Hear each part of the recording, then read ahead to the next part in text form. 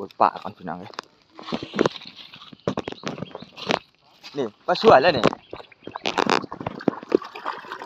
โอ้ยแมนลีนอุ้ยจะตื่นก็ไงครับตัวนี้เนี่ยข้องกูได้เหรอโอ้เพิ่นเอาไว้กินบ่เนี่ยโอ้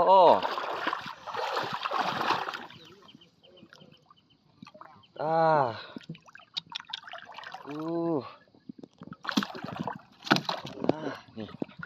ปลาสวยสนี้18 เส้นค่าไอ้เนาะสนี้เนาะ18 เส้นค่าไอ้เนาะรอดบ่เนี่ย16 เส้นเนาะพอดีงามเนาะ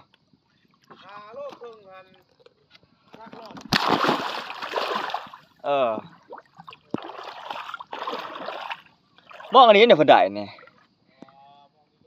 มองยองเองเหรอบ่โอ้ป่าเนี่ยมาลินกับหนีเนาะนี่ของเพิ่นได้นี่ป่าอุปโจกใหญ่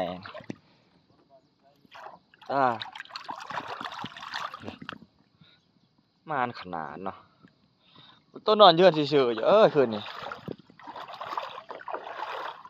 บูว่าเขาได้ป่าพี่น้องปลาสวยตัวใหญ่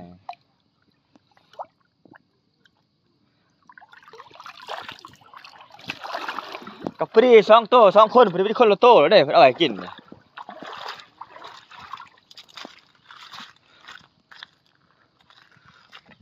อะไรหมอกปลาสวยจะมันขมานเนี่ยเป็นอะไรอยู่ใต้เขาได้อยู่บ่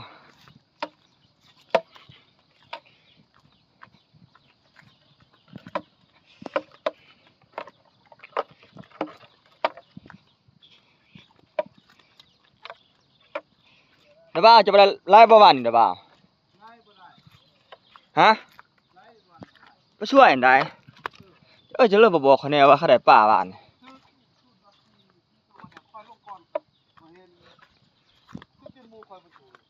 จะเขาสิบอกเขาแน่ก็บอกว่าเขาถือไล่มองถือ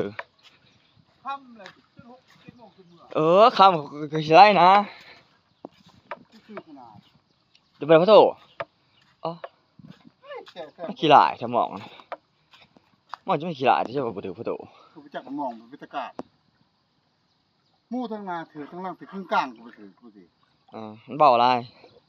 แน่นคือจะว่าเพื่อจะบอกเขาเนี่ยก็บอกโอ้ตายแล้ว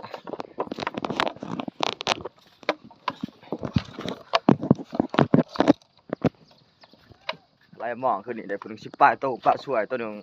9 โล 10 โลพี่น้องนาน